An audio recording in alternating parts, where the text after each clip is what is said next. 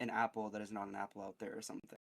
If I was going to be a dialetheist, I'd probably argue it actually from the position you don't. I'd argue it from some like a some random physics fact that's really hard to explain without accepting true contradictions, Oh, like oh, vacuum or something, vacuum like collapse.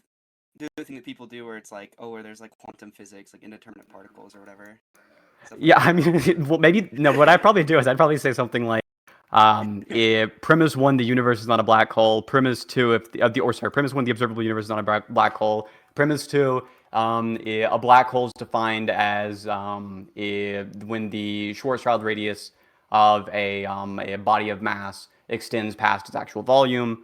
The universe does fit this definition. Conclusion: the universe is a black hole, and the universe is not a black hole. Something like that. That sounds. Yeah. All right. So let me know when you want to start. Oh, is Yeah, going. we might want to get Okay. people in here first Fair. because this is Yeah, like just wait the until we first get like big deal. maybe like 30 members, 30 to 40. Wait, Mercury, you have like pings and other server, or you have like perms and other servers to ping and stuff, right? Yeah, like a few other servers. Yeah. Everyone go ping it around. This is pretty big debate, man. Where have you been, Synth? I don't see you around that often. I've been off of Discord for a while, not because of any kind of like issue with it. I really enjoy the debate thing. It's still a lot of fun. But I've been doing things that I don't want to. I'm not sure how much I want to say. I'd be more willing to say more in like a conversation with a bunch of people listening. But I'm doing important IRL stuff. In short. Yeah. Hey, Nebu Chad, how you doing? Let me tell you, Synth. If Nebu Chad says I'm losing, I'll concede immediately. Okay. Okay. Is that a fucking dedicated fan? Yeah. Nebu No, yeah. Chad, he is the goat. I mean, just look at his profile picture. Look at that. It's a pretty big goat. Very big goat. Does kind of look like a goat. That's true. Wait, ping it in Underground Mercury because there's still a few stragglers.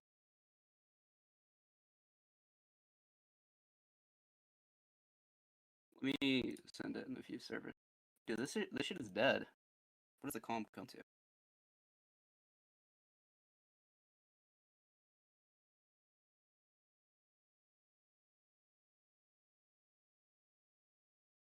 Do you have permissions to announce an area server? No, I can get Airy. Actually, I might, but either way, I can get Airy to announce. Yeah. Dude, it got deleted immediately. I think I have to remove the fucking server link. Dude, I can't. Holy shit, this is so dumb. It's the everybody. No, I removed that too. They just don't allow server links. That's so dumb. Let me get Airy to ping it. At Airy. Ping me versus Nelson. I'll DM her the invite.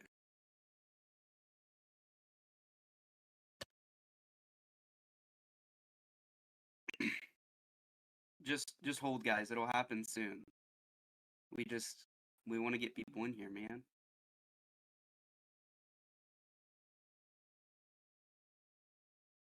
Stop ghosting and answer DMs. Sorry, you can't do that.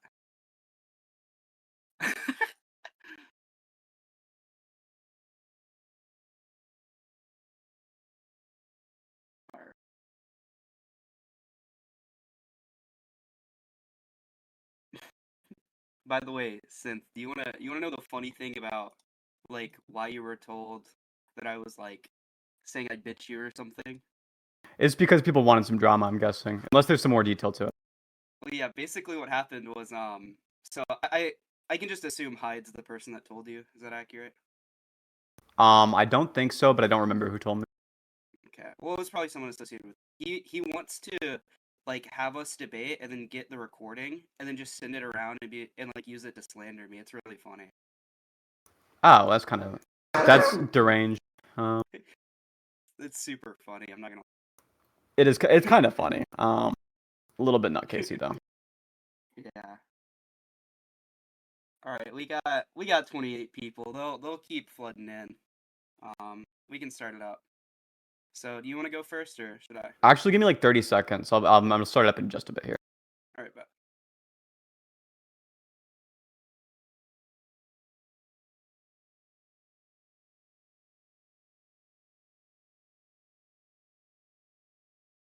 Dude, the debate hasn't even started yet. Why is Nexus dick eating?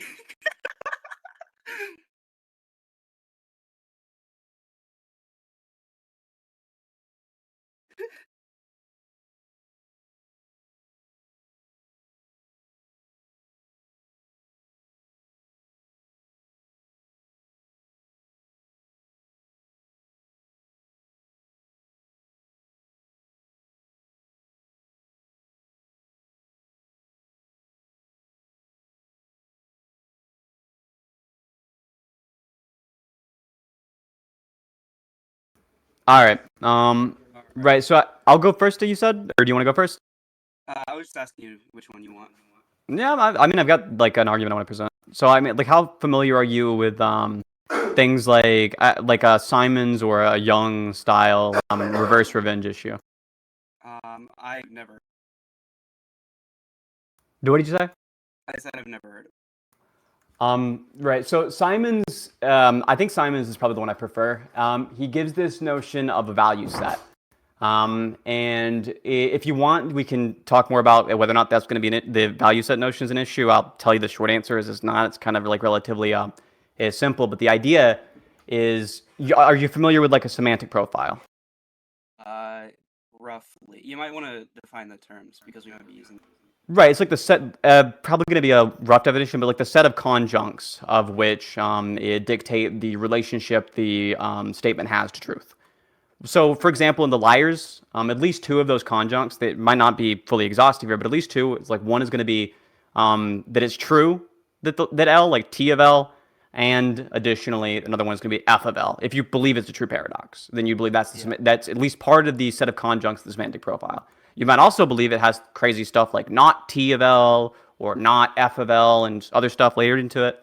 But all the value set is doing is it's looking through the semantic profile, and if there's any instance of T of statement, right, in that semantic profile, or that the statement is true, then your value set will include 1. It's not going to include multiple instances of 1, no matter how many instances of T of L you have or something. Suppose it would even make sense to say that. No matter how many instances, you still only have 1 instance of 1 in your value set. And on top of that, if there's F of L, then you have an instance of 0 in your value set. So non-propositions, if they were to have a value set, it would just be an empty set. And for a true contradiction, if it were to have a value set, it would be the set of 1, 0. So opening bracket, 1, 0, closing bracket. If for true statements, it's just opening bracket 1, closing bracket. For false statements, opening bracket 0, closing bracket. And for the true contradictions is 1, 0. So, do you understand what I mean by the notion of value set, or should we interrogate that more? Yeah, I think I like roughly. You might want to elaborate just in case you think I don't get it, but I think you do. It's pretty simple. It's just that for any non-prop, it's going to be empty. For any true contradiction, it's going to have a 1 and 0. For any true statement, it's got a 1, just 1 only. For any false statements, 0, 0 only. But the idea is that you can now run. So I'm guessing would you affirm the liar's sentence as being an example of a true contradiction? Variants of it, yeah. Some variant of it. Yeah. So tell me if this one is. Tell me if this statement is true, false, or if you want to accept it as being a non-prop. The statement is this sentence has a value set of 0. And that's just to say the sentence is false. It's like a higher order way of saying that. It's like an analysis of it being false. Yeah. There's slight differences, which we'll get into later. I'd have to think about it. I mean, if the only reason to deny it being a contradiction would be that it's what's it called? Would be that it self-refers, and I think no. And then I think it's a true contradiction. But if there's some other motivation, I think maybe it's not proposition. It's false. To me, it looks like on face value, it looks the same as the liar sentence, and so I can't think of any reason that'll get you out of this. That doesn't also get you out of the liar sentence and every other random true contradiction. Again, you can rephrase this. He's actually Simons makes a generator that you can use for any random true contradiction. I'll link you the fucking paper. It's pretty good. The idea, though, going with liar sentence, because that one's commonly accepted, this is just a variant of liar sentence, basically. It's something that, if you accept the liar sentence, it's really hard to deny this for any kind of like non-contrived ad hoc or non-ad hoc reason. So if you're accepting that, like, yeah, it does seem to be a true contradiction, what that would mean is that it actually has a value set of 1, 0, right? Right, and you've also affirmed it has the value set of 0, right? Yeah, I mean, that is what the sentence says, yeah. Right. So you accept that it has a value set of 0, right? Of opening bracket, 0, closing bracket. You accept that. You also accept it has a value set of 1, 0. And so the value set for the statement, because obviously each statement just definitionally can only have one value set given the constructor for the value sets. It has the value set in, you could say, well, it's a true contradiction that it has both value sets, right? Yeah, so the issue I have is that I'm kind of skeptical of the semantics, but like if you want to continue, that's fine, but... Okay, I'll continue, and then you can feel free to tell me why you think it's the case that or maybe you're skeptical on the idea of a value set. I'm willing to even open up Notepad and like demonstrate. But the idea is, if for any random statement has one value set, which is something that we know because of the constructor for the value set, and this statement has a value set of 0, and it has the value set of 1, 0, well then it has the value set of this statement has a cardinality of 1. And the value set of this statement has a cardinality of 2. And the value set of the statement's cardinality should be, because there's only one value set, it will be the same it should be the same cardinality, which would mean that 1 equals 2. Repeat that? Sorry? Right, so the value set of the statement is 0. And since you accept it as a true contradiction, you also accept the value statement the value set of the statement as being 1, 0. So you accept it as being 0, you accept it as being 1, 0, and that would mean that you'd have to think that 0 and 1, 0 are the same set. They'd be the same set because they're both the value set of this statement, the one value set of the statement. Is there a contradiction in a statement having multiple value sets? Yes, because of the generator of the value set. It's based on the semantic profile. Okay, I don't really get it. I don't see why the same statement couldn't both be 0 and 0. It seems like it's saying, like, the reason it can't is because statements can't have embedded contradictions or something.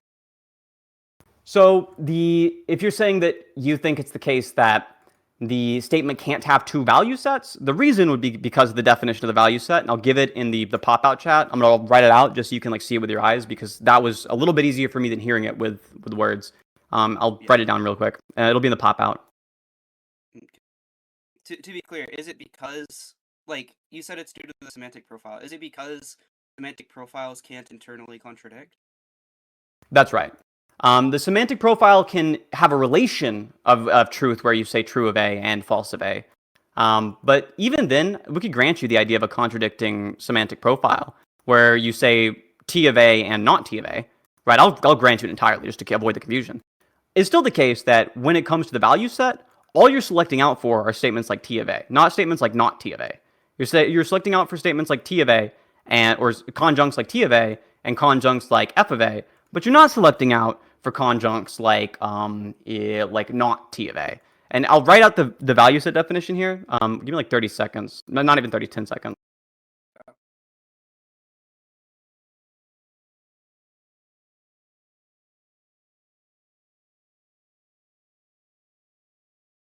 Very high level exchange.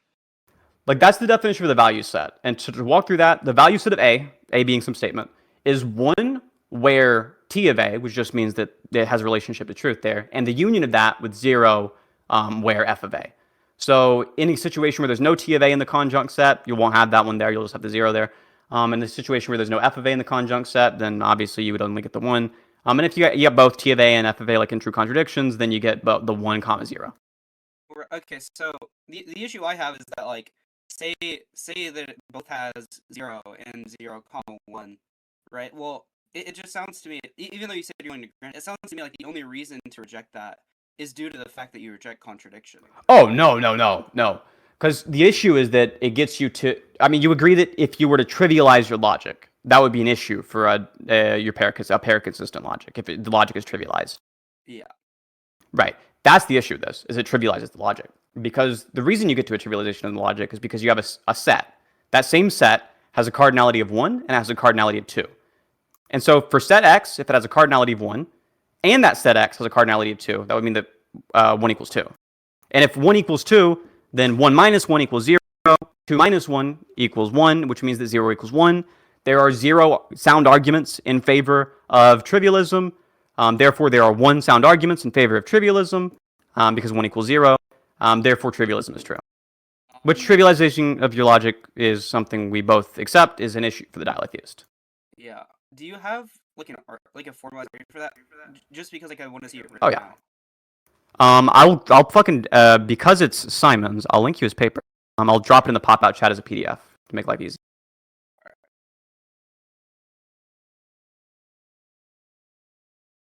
Strife in chat is of the opinion this debate is about trivialism. How do you feel about In some sense, maybe you could say that. Really, it's about dialetheism, and it's about us both not wanting to be trivialists. Yeah, I mean, There's the PDF. I hope that somehow that hasn't embedded something that doxes me. There you go. oh fuck, it's your first and last name and your address. That's right. Is there an argument for the thing you just said? Like, is there any keywords I could search for? Control F for value set. The argument he's giving here that's relevant to us is the one where he goes, it's the subsection called revenge. Okay, Is this the right one? Hold on, let me see if this is the right one. Yeah, it is. A paradox, repetition, if you control F for value set, you'll find it. And he's going to do this thing. His writing style, it was like annoying the fuck out of me with this earlier, but he does this thing where he'll like make the statement first. And he'll be like, what the fuck? That's obviously in dispute. And then like fucking 2 paragraphs later, he just like demonstrates it. It's like, brother, do that first next time. It fucking freaks me out. But it's great. It's genuinely a good paper. If I think this is like the second best type of argument against dialetheism.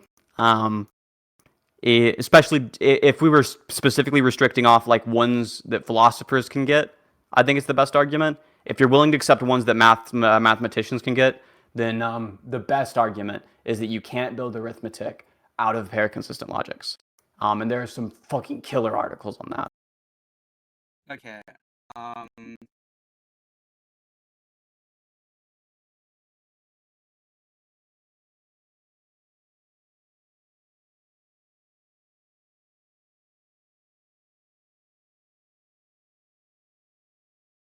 Where's the point where I don't see where it motivates that you can't have maybe I'm like I'm not looking right. Well, I'm granting you the idea that you can have contradictions, but if you're asking about where you can have only one value set, just control F for only one and you'll find it. Okay. The second instance of it is the one where he justifies the statement once again, like as mentioned earlier, because he does that stupid shit. It's the second instance of it will be right after it's justified in just the prior example, but it's also justified just by like, if you just look at the definition of value set there, it's like it couldn't select out for anything contradictory. And you could say something like, well, I do think there are true contradictions, and that's fine because that's kind of like what the argument relies on. Like if you think there are two mutually, that's the thing the argument really wants out of the dialetheist is for them to say, no, there are actually two value sets which are the same value set. Two value sets with different cardinality, or a value set where 1 is the value set and 0 is the value set, and you affirm that both the value set of the thing. But as long as you accept there's only one value set, then then there's your issue. If there's only one value set and the one value set has a cardinality of 2 and a cardinality of 1, then 2 equals 1. If the value set is the same and the value set the value set contains 1 and the value set contains 0 and does not contain both, then you have an issue there. If you just affirm the value set is that 0 value set that he gives, then even if you say that the value set's 1, 0, or if you think it's just 1, either way, you're still affirming that the value set is 0, in which case you have either 1 equals 0 directly, or you have set with a cardinality of 2 is equal to a set with a cardinality of 1, which means 1 equals 2, which is an issue because it trivializes your logic for the same reason earlier. Okay. Well, as I said earlier, I'm still skeptical of the semantic. Like I'm not sure. This is gonna sound like a cop-out, but I'm just not sure this is how we use the language. This is how we use the language. I mean, but these are These are not intended to be portrayals of how we use the language. So is this just like saying like, given this like analysis of the language, it follows these conclusions given a dialethic model is true? Right, yeah. It trivializes it. You can even still affirm dialetheism. It's just I'm not sure if you still want to do that if you gotta affirm trivialism.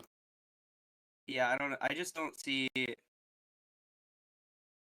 like, I'm seeing it here, I just don't get it. Like, maybe it's just me, but I literally just don't get it. Like, I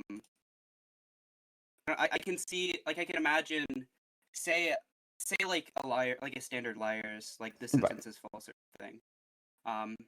Which you take to just be identical to this sentence has a value set of 0, right? I'm not sure I would consider it would be analytically identical, though it's not it's not like the same intent. But it's like one entails the other, yeah, for sure. Yeah, like the thing is, I don't see it like whenever I think of like this sentence is false, I'm not thinking of it as it's both false and true and false. I think of it as just it is true and false. Right, which is sufficient there. If you think of it as true and false, then the semantic profile of the liar sentence includes T of A. That's one of the conjuncts, and another conjunct is F of A. Right, but it wouldn't be that. It wouldn't be that from the liar sentence being both true and false. It is also just false, right? Well, if I say that's the point of the value set, because it's the same as to say it's false only.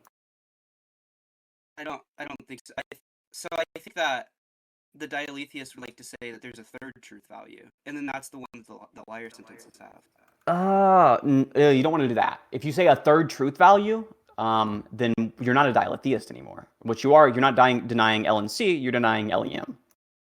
Which I think is, honestly, I'm partial to. I'm partial to denying LEM, not LNC, though. Well, I'm also sympathetic to denial of the LEM. Like, I think functional dialetheist models deny the LEM. Because I think if you can think that, denying LEM, I think is probably good for the dialetheist, but that's not sufficient to be a dialetheist, right? Well, yeah, I agree. I'm not just denying the LEM. I'm also denying the LEM. Right. I think that denying the LEM is a good supplement to denying the LNC. Right, and I'd probably say that if you're going to deny the LNC, probably I wanted to deny the LEM too. It's just that when it comes to the dialetheist, they're not just denying the LEM. They're also denying LNC, and once you get it there, you're not saying something like any true contradiction actually has a third type of truth value, because that is not really a denial of the LNC. That's just to say these things are neither true nor false in the strict sense. They're a third type of thing. Yeah, so I think that, like, on my dialetheist model, I would think that there's at least 3 truth values. There's true, false, and true and false. Which, like, that sounds to just, it depends what you mean here. If you mean that, right, so the way you're writing it out, true, false, and true and false. But to be the third of these, to be the third type of truth value here, that entails you the first and the second, right? No. On this logic, I wouldn't agree with the. Right. In which case, why not just call it instead of T and F? Why not just call it neither? Yeah. Well, I don't think it's okay. So I don't think it's neither. I think it's a both. Both values on average, like from what I understand, both values typically don't break down into just T. Do you mean here by T, comma F, comma T and F, T only, comma F only, comma T and F? Yeah. Oh, that's fine. Yeah, that's something you can totally accept. But that doesn't really get you out of anything here. Because if you were to say, so I could now there's actually an even more potent revenge paradox that I think is more clear cut, which is this statement is false only. Is that a true contradiction, or is that just non-prob? This statement is false only, and so it would be like kind of like a standard liar's, like, this statement has only the false truth value. Right. If I was to say this statement is false only, is that true? False? Both? Well, yeah, given it functions in the way a standard liar's does, I think it would just have the both value. Right. So it's both. Which is what the statement's saying there is that the value set is 0. So to say it's false only. To say it has both means it has a value set of 1, 0.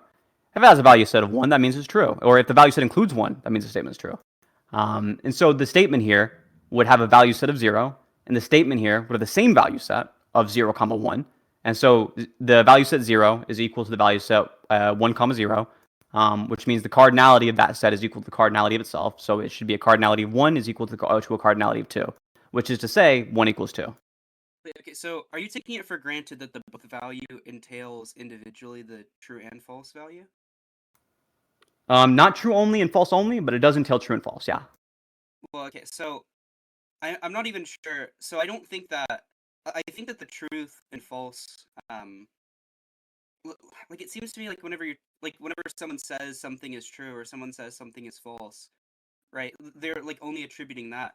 I think that those can only function when alone. And so like say I have the both value. I'm not sure like on my construction, it doesn't seem that To say the both default. seems weird then. How is it really both? It seems like it's really neither. Well, no, it's not neither in the sense that it does have a truth. I understand a neither truth value to be functionally not a truth value, but like I think that this does have a truth value. Right, you just don't think it's true or false, which is, to me, we're not saying true only or false only anymore. We're saying true or false. If that's what you're Right. saying, you're not really a dialetheist anymore. Well, no, okay. Well, first of all, dialetheist, like a standard dialethic logic incorporates a both value. But It can incorporate both value, but it can't say something like the both value does not entail that you have a T or an F. Otherwise, you're not really like there's not really a true contradiction. It's the both contradiction. We could just call this instead of calling it true and false, which is because really it has nothing to do with truth or falsity at this point. Instead, we can call it we'll call it B. So you have T comma F comma B, and at that point, how can why if I believe that fuzzy logic governs the world and governs thought, why wouldn't I be a dialetheist by your definition? I mean I don't know I don't really care about the but like imagine I have like a liar sentence like this sentence is false, right? I think that entails a both value. So this sentence is But it false, also entails a false value. but wait, this sentence is false entails the both value, right? And then I think that you could say the both value is true, and so say I have like a logic that lets truth function as a predicate. You could say T of B or something. Like I'm not sure. Right. Yeah. So it would be a true contradiction in the sense that it is true that the both value holds, but it's not a true contradiction in the sense that you're thinking about it, where you think that It doesn't have to be true only. It's just that it has to be true. right. The issue is that I don't understand. So whenever you say it has the truth, so I understand that whenever we're using truth and falsity in the context of the both value, we're using it differently. Like I think that it's like roughly similar, but whenever we use truth on average, like whenever we're like on average applying the truth predicate, it implies aloneness. It implies that that's the only one. But I think that By implies, do you don't mean logically? Do you mean like colloquially? I think it like assumes it. Right. don't think it's like a strict implication, but I think it assumes it. I agree that generally people assume that, but that's because they generally assume contradictions are false. Right, but the issue is like, I mean that's compatible. I mean like I think that generally we assume contradictions are like I think on average, like say I like take the set of all contradictions, like I have this like vast array in front of me. I think a majority of them are false, like a vast. Yeah, of course. But you would not say that all of them are false, whereas the average person would say it's actually just like a necessary thing. It's like it has to be the case in folk language. It must be true. I'm not even convinced the average person thinks that. So I think that the intuition that people have that all contradictions are false, is just you're able to make it down into they have this strong intuition that most contradictions are false. Right? But if you were to ask them, like, do you think it's possible that there's at least one contradiction that's true? I think they would either not have an answer or they'd like think about it and say like they'd think about it and say like, well, maybe. Oh, definitely not. I think at the moment somebody thinks about it too hard, then they're going to think about what possibility means, and it's just analytic that it doesn't know. I think what they would say is, no, it's impossible because the definition of impossible just means that it's out of accord with this modal scope. Well, the issue is that assumes that they're using possibility and like logical possibility in a way that's strictly referring to the LNC. I mean, there's obviously like dialethic structures of the logical modality. this is strange then. So what do you think causes, if you think the average person actually is kind of amicable to dialetheism, what do you think causes the phenomenon where all the philosophers are not? Well, because I think that the average person, as I said, the average person, I don't know if they'd say, I have no clue, or right? They might just say, I have no clue. I don't think they take a strong stance on it, though. But I think the philosophers, like, I think whenever you think about logic, um, like, we have this kind of strong seeming, as I said, I think the seeming is just most contradictions are false. But I think a lot of people make the mistake that you do, where they take that intuition that most contradictions are false, and then they, like, That's not project the it to intuition the I most. have.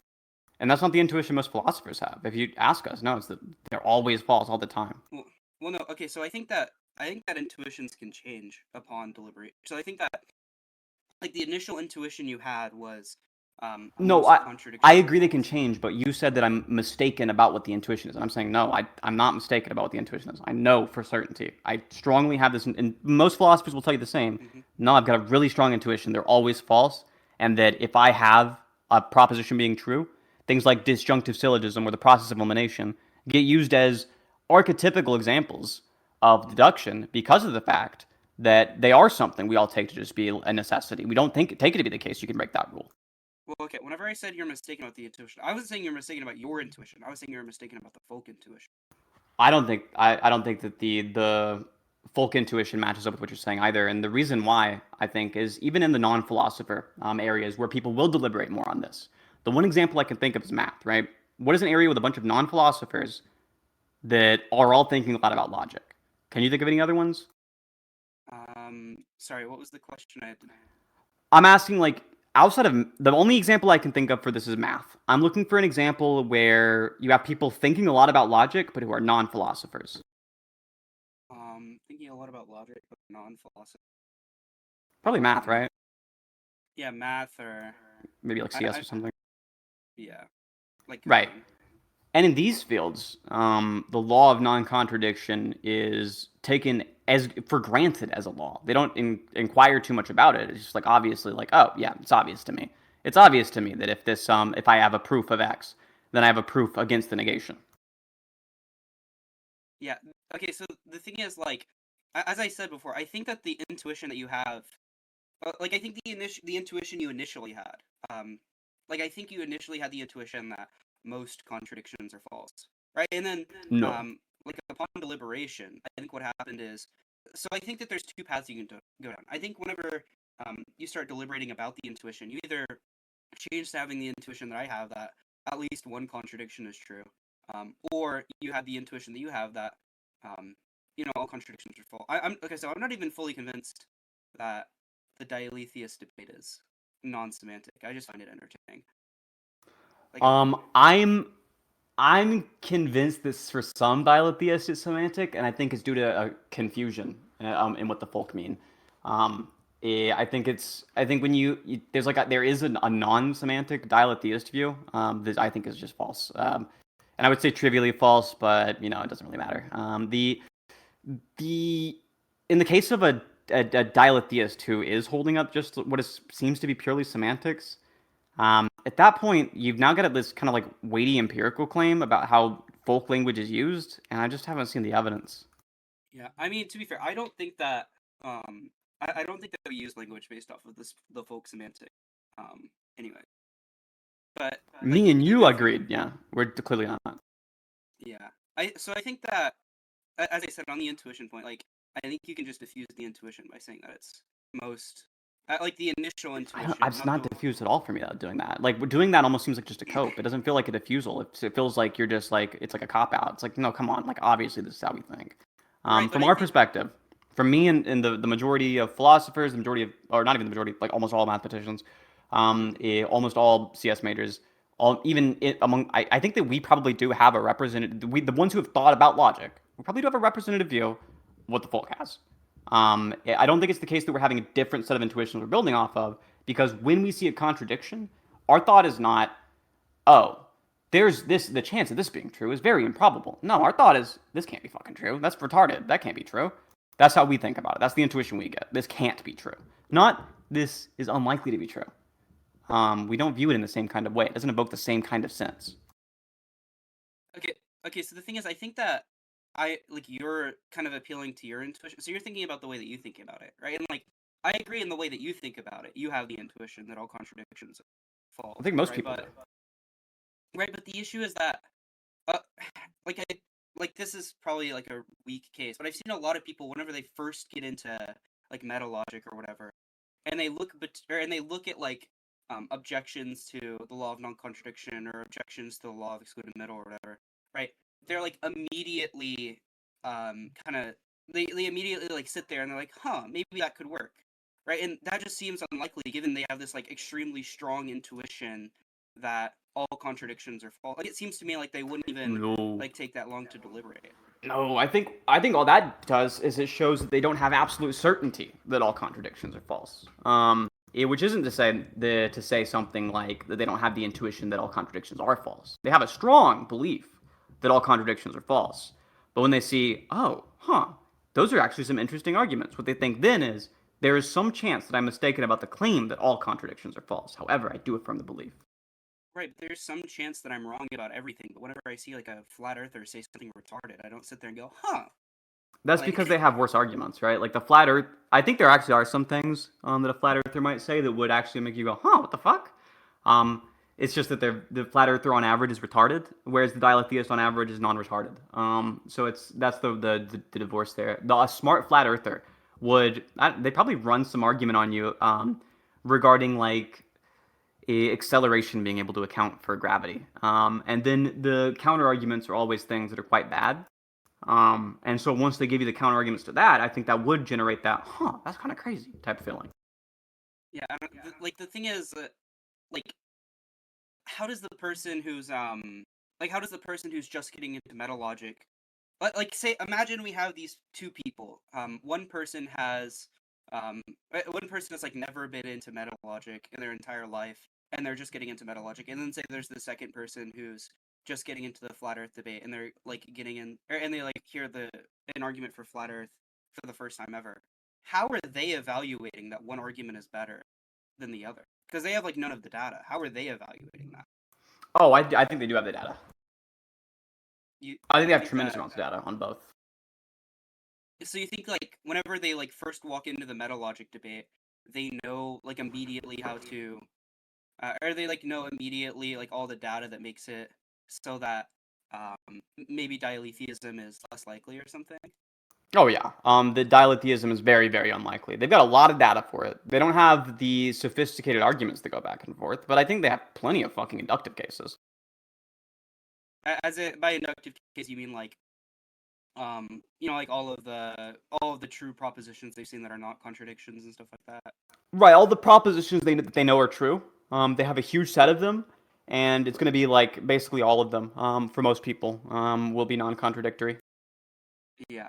So the issue is that I don't know how they're evaluating if the arguments are. If you're saying like the way they evaluate if the argument is good, quote unquote, is if it like maps onto like the kind of schema they have built in their head, right? Well, then I don't like. It just seems like you're saying they believe more strongly that the Earth is flat than they believe that contradictions exist or something. But then like No, definitely not. I think the issue is what you're not controlling for here is that the flat earther is retarded. Is the short answer. The flat earther is fucking dumb, and so the arguments they make are bad. But there are good arguments you can make for flat Earth. Well, yeah, like the issue I have is like I like it doesn't seem to me that there's like anything that the person can appeal to. Is that like unless you're saying like they have stronger inductive cases against dialetheism than they do against flat Earth. But They do for sure. But then I could like the thing is like say I were to like stipulate that out, like they don't know. Like I'd assume you'd just say like they'd have the same kind of reaction they do in both. If it was the case, we stipulated that out, and we also stipulate out like the fact that they're both having they're like the arguments are the same quality. I think they'd probably be more moved by the flat earther. You think they, as in like more moved relative to before, or more moved relative to the dialetheist? More moved than the dialetheist would move them. The flat Earth, if you control out for the flat Earth retardation, and you make them both equally intelligent, and they're talking to this person for the first time, and they've got all their normal background knowledge, I think the chance of them being convinced of flat Earth is higher than the chance of them being convinced by the dialetheist.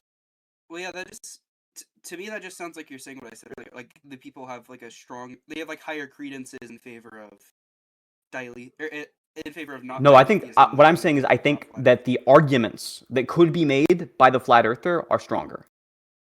Okay, so like you think that you think there's like a stronger case like on the highest end for flat Earth than there is for dialetheism? Is that what you're saying? Yeah, there's a couple of different routes I think that will give you some pretty tricky arguments. Like one is you can go the biblical route, and there are some wacky ass obscure arguments that theists can make that I think are probably more compelling than what the dialetheist can make. That's one. And if you can get somebody to believe in the Bible, it's just straightforward that the Earth is flat. People will cope around it, but it's like, come on now, read the fucking Bible. It says it.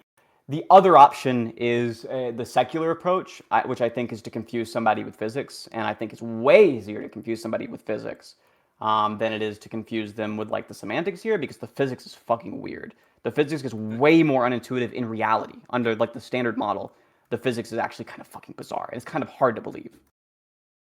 All right, that I get.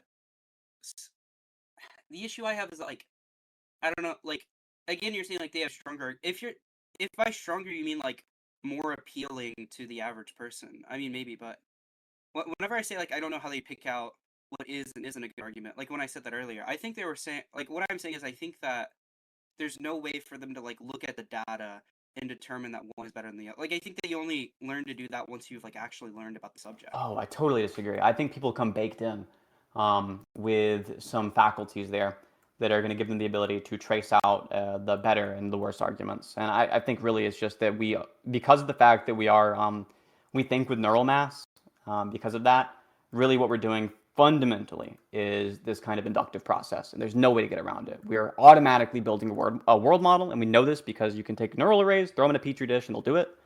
We're building world models, and we're building world models with the goal in mind of taking the input and producing an output such that the input will be consistent and understandable. And by that, I just mean things like depending on the size of the neural mass, you can get away with more because you can get away with more complex shit going into it. But if you had a really simple neural mass, what it's going to like, it's not going to like high frequency, high amplitude sounds. It's also not going to like silence. What it wants, and it also doesn't want very low pitch noises. It doesn't want white noise either, because white noise is very random, very hard to predict. Instead, what it wants is consistent pulsing at somewhere around 440 hertz. So you have this consistent pulsing, and it's very easy to predict what happens next, and it likes that. And so it'll drive its outputs. Whatever outputs you give it, it'll manipulate those in such a way that it produces that result. And so that's what happens even in neural arrays in a petri dish. The more neural arrays you add, you just add more room for complexity. But I think when you get to the scale of a human brain, we have these huge modules built up, partially by our environment, just because brains are pretty plastic, partially because of the fact that evolution has incentivized certain things to prioritize certain regions. And it seems like if you damage it, the other parts can kind of fill in the gaps and do the job of it, so long as you damage it early on enough. Point being, though, is that when it comes to a brain, these are things which are always doing induction all the time, no matter what. Any neural array is going to do this. If you have a neural array, you're going to do induction just because of the shape of how these things work. In the same way that if you just keep adding fucking neurons to your machine learning algorithm and you give it enough fucking data, you'll get interesting and good results out of it because of the fact that you got induction there. You got a neural array. Yeah. Okay. So, like, you think that, like, we're like pre-built into, like, To induct, okay. yeah. So, yeah. The issue is that, like, what are they inducting about? Like, is the induction just like most propositions that they've seen have been, or all propositions that they've seen rather have been only true or only false? That's the data from which they're inducting, and the hypothesis they're inducting about is whether or not there exists a true contradiction. And so if you have enough samples, which I think they do, they kind of have a huge shitload of samples.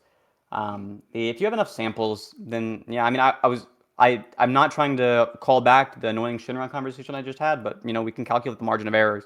If I had to ask you, what is your rough estimate for? Maybe we'll do it step by step here. So step one, I'm just going to ask you, do you think it's the case that in the average person's head, they would actually affirm, before hearing any arguments, would they affirm any true contradiction? Probably not. Probably not. But in terms of how many propositions they have, fucking countless, right? Yeah, they've seen a lot of propositions in their day. You could say that. Right. If I was to ask you, is it like upwards of 100 billion propositions? You'd probably say like, yeah, probably. Something like that. Right. So assuming it's way lower, like it's just 1 billion. If we calculate the margin of error for a sample size of a sample size of 1 billion, anyone that doesn't take into account population size or even just assumes some massive population size, you're getting a very tiny margin of error. The chance they're wrong is very slim. Like that probably is representative. When you have a sample of 100 billion of a thing and they all end up one way, the chance that you just haven't sampled enough, very, very, very low. But then how do they filter out how do they filter out the good argument? What do you mean? How do they filter out the good argument? It sounds like what you're saying. Like it sounds like the inductive case that you're building would support that. Like they would just dismiss all arguments for dialetheism with the same degree of certainty. They'd just be like, oh well, this is retarded. They would probably still not be convinced after hearing an argument for dialetheism. And I think probably you shouldn't be. What you should do is when you hear a new argument, you should take it into account as evidence because your brain's going to do that automatically. And if you do it consciously, you can have some kind of control over the form and the rigor of that. So I think what they're doing, I think what people do, if they're doing it properly, if they're doing their reasoning properly, they take the list of propositions and with no background information about the dependency, they assume independence because those propositions could be dependent. They could be counter-dependent. They could actually depend against each other. They could be mutually exclusive, or they could be analytically identical. So the mean is independence. So you take the number of propositions of the argument, and what you're going to do is you're going to do 0.5 to the power of the number of propositions. And that's going to give you the probability that you have all those propositions are correct. So 0.5 to the power of the number of propositions gives you the probability that they're all correct. Once you have that probability that those are all correct, then what you do from there is you take into account your credence in the inference rules. If you want to just assume it's 100%, probably for most people, somewhere near that. And then you have your credence that you can gain in the conclusion from your argument. I think you really just approach hearing new arguments, even if they're deductive, as an inductive case of the view, because your brain's going to do that no matter what. Okay, so again, like I'm not sure how they filter out the good arguments. Like it sounds like you're saying like you treat them as evidence like anything else, but right. Yeah, you see if you have specific examples of evidence in favor of the propositions, or if there are already things you're committed to, or if you have different credences, and then you can multiply those probabilities together. And if your argument is like some simple NP shit, and both propositions are very intuitive, like there's something that people give 90% credence to, that's gonna be a very compelling argument. Those things are something people think is 0.9 times 0.9. Probably being true in conjunction, which means that your conclusion, which is entailed from those, is going to be as likely as that times your confidence in your inference rules, or in just NP here, I guess. Right. Okay. So imagine like some person comes across like a standard liar, right? Like I'll give fucking AY as the example, right? So AY, he looked at the standard liars and he came to the conclusion, oh well, suffer first, and that's the issue, right? But then I'm sorry talked to it, and I'm sorry was like, oh well, here's a liar's variant. It was like the normal one, like person A says everything that person B says is false. Person B says everything that person A says is true. It just so happens it's the only thing they've ever said. And then AY was like, he was sat there and he was like shocked. For like yeah, actually, I do think that was like watching it was weird because like I don't understand why why not just give you the same fucking response again? Is it it's like internal self-reference that you have an issue with? Why wouldn't your issue actually be with the non-terminating recursion? The non-terminating recursion will get you out of the obvious example cases or the obvious revenge examples that somebody's going to throw at you, like, oh, well, you think the recursion, or honestly, you don't have to give a revenge example. There are these things that obviously do self-reference, like terminating recursive functions that clearly have a truth value. So why would it be the case that we deny on the basis of self-reference? It's definitely not internal self-reference is the issue, because that's not even an issue. It's the non-terminating recursion that's the issue. If you have a non-terminating recursion, then yeah, you do have an undefined value. Any mathematician will tell you that.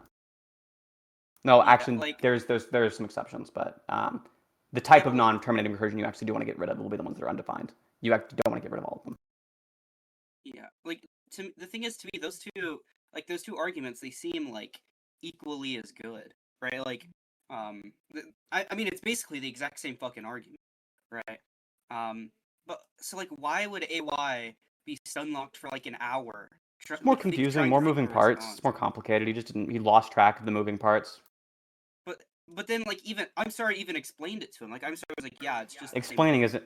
I get it, but explaining is not really going to do it for most people. If they've lost track of the moving parts because of the number, explaining it over and over again is not going to get them to the conclusion. It's not going to like get them to understand what's going on there. If I was to explain, I don't know, like if I was to explain how like a CPU, not even a CPU, something simpler. If I was to explain to you how a full adder works, then I think probably you'd, because of the fact that you're not super familiar with the tech, you'd get confused by the moving parts of the full adder, even if I can get you to understand each part independently. Because when you put it all together, it gets kind of complicated, it gets confusing. And I think that if I explain it to you again, I don't think you're going to get it. I think what actually needs to be done is when it comes to learning, you have to really ingest a piece of information before you can start reapplying it later. And in the middle of a conversation, there's a bunch of moving parts, and there's like this kind of like novel idea or even a twist on a novel idea. It's going to fuck most people up, I think. Yeah, the thing I have is like in my head, whenever I heard it immediately, like even the first time I heard it, whenever I first heard it, I just like reworded it. Like I realized it was literally just the standard liars. It is, yeah. But the two truth values are being made persons instead of just like conceptual. Right, it's like I feel like one of the common variants of the liars you kind of hear in tandem with the liars is like something which is two mutually recursive sentences where one references the first and the first references the latter, and it's just the same as that. But that's what you did, and so you spotted the issue, but AY didn't for some reason. And it's like, shit happens. Like if I fucking go searching through like fucking 3-year-old debates or something, I'm sure I'll find some shit I said that I don't agree with anymore that I think is fucking stupid. But I don't know. People make mistakes. AY is a good debater, but he slipped up and said something that is really not. He got fucked up by a thing which is not really a novel argument.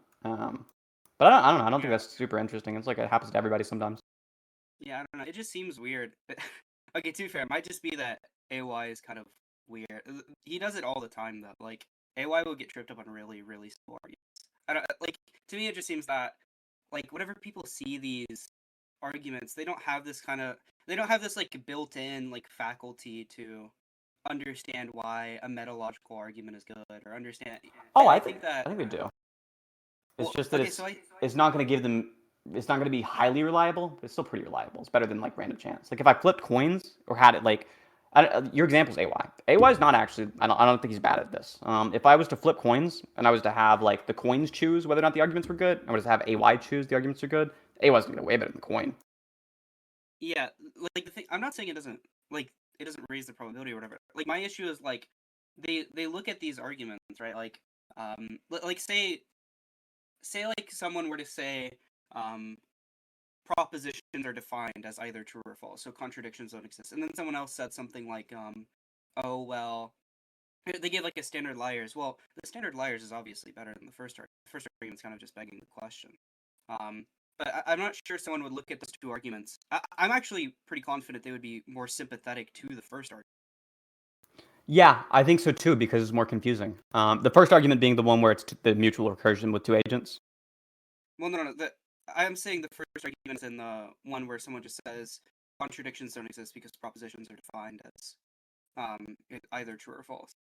And then there's like a standard liars. Oh yeah, I think that actually would compel the fuck out of people, even though I think it's funny because it's like it really is just semantics. But I actually think most people probably would be compelled by that more than the liars paradox. Yeah, I agree, but like obviously one of the arguments is better than the other. I don't know. I'm not gonna lie. I actually think liars. So I don't know.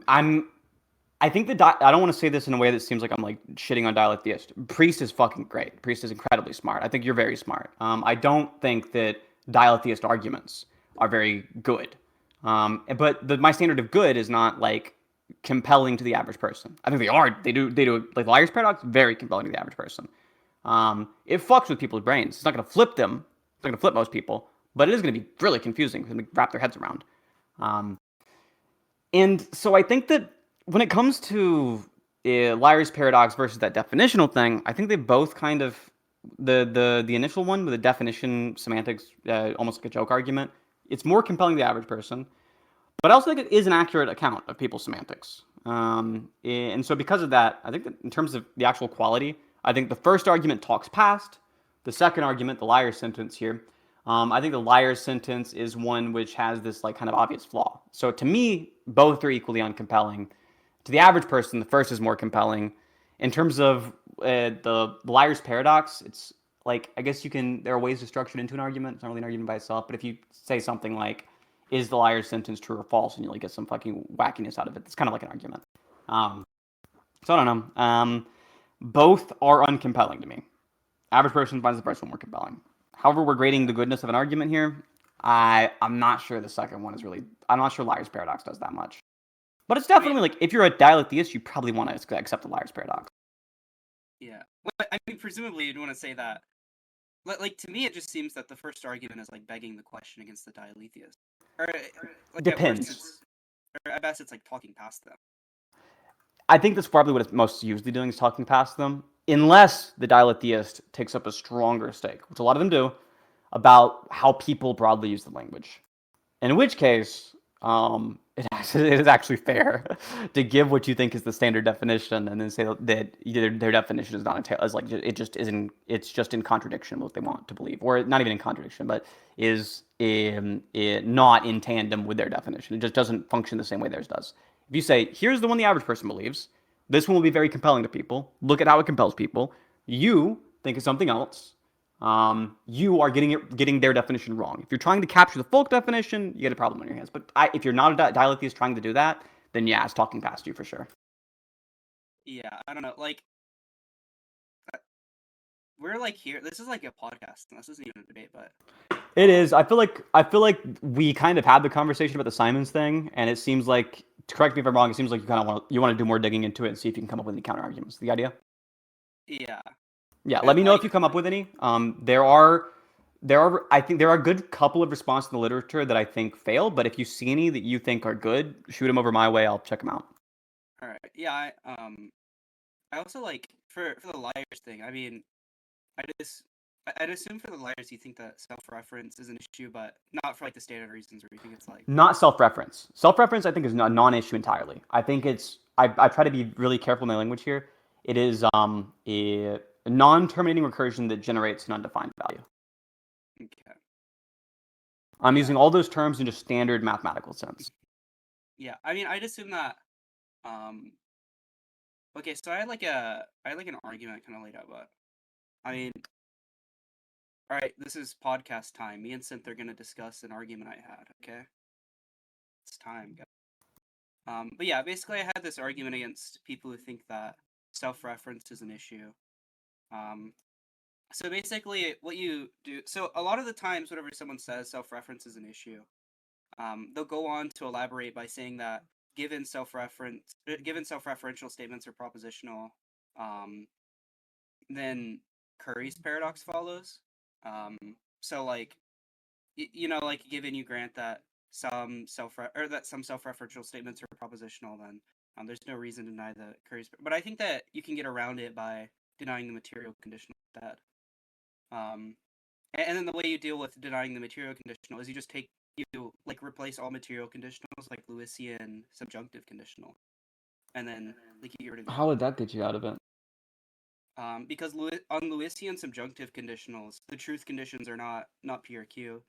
The truth condition it's not pure Q, and it's also the closeness of the antecedent conditions to the consequent conditions conceptually. Right, but why can't I just rephrase Curry's paradox in the form of not P or Q? Or just because you're going to deny disjunctive syllogism or something like that? Well, no. For Curry's paradox, I would deny that.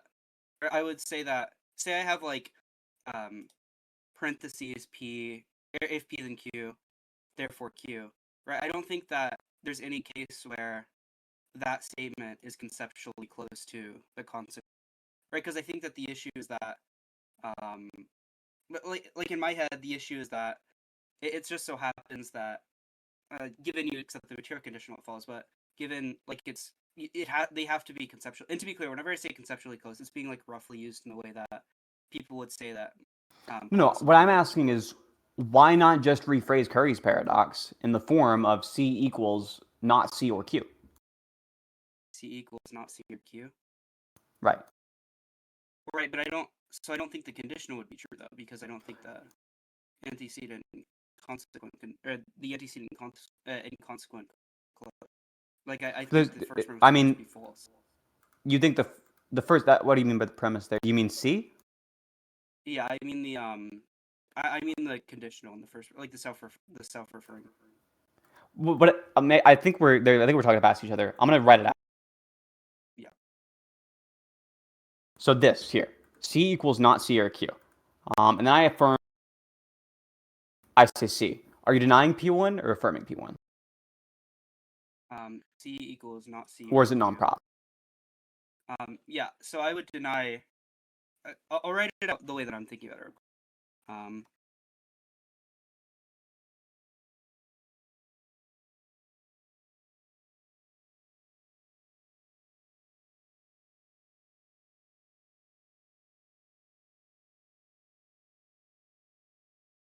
So this kind of like standard formulation of it.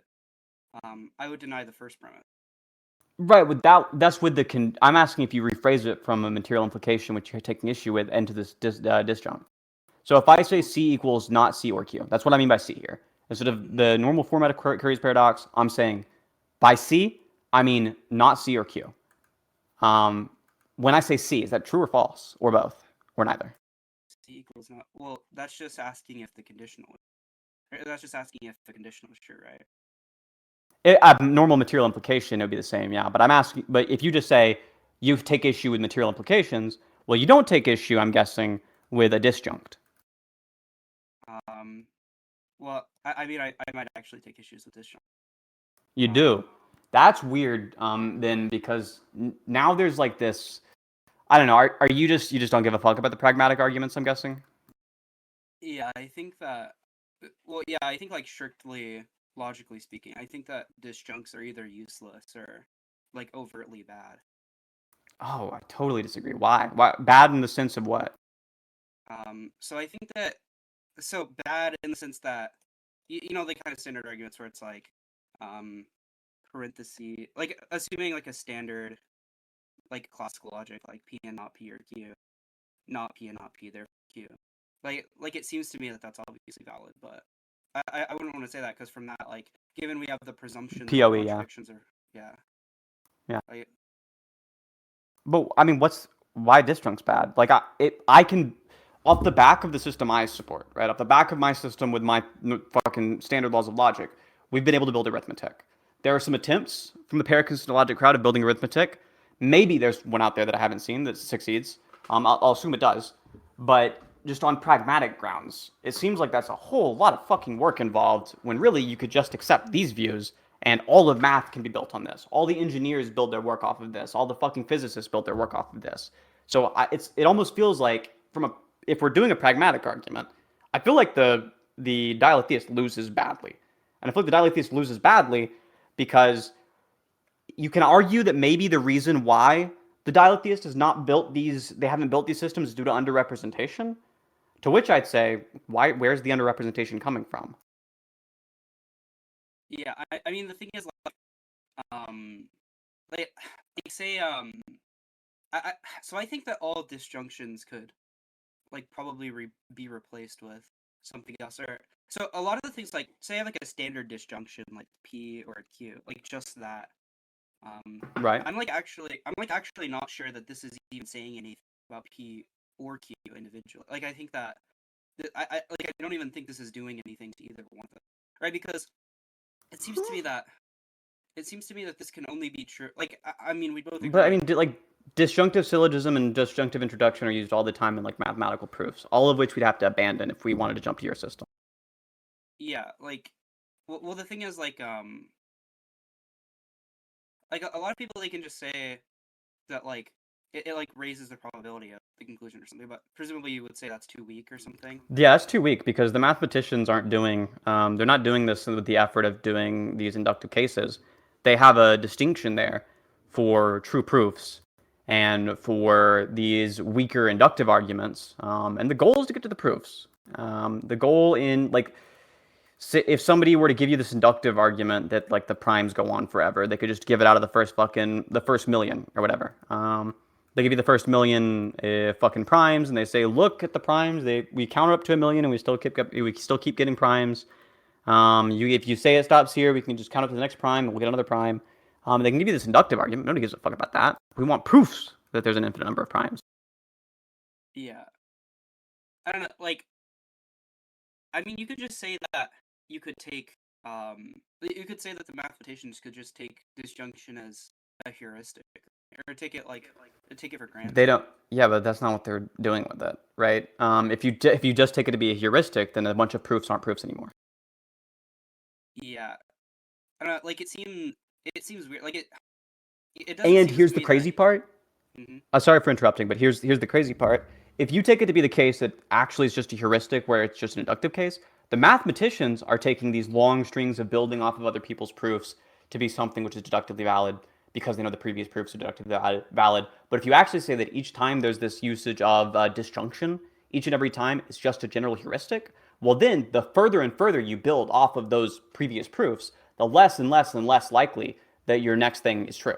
And so after about a fucking 1,000 of them, assuming it's like a fucking, I don't know, how strong is the heuristic here? Is it like 99%? Is it higher than that? It's pretty fucking strong. Like, It's it's probably, like, incredibly high.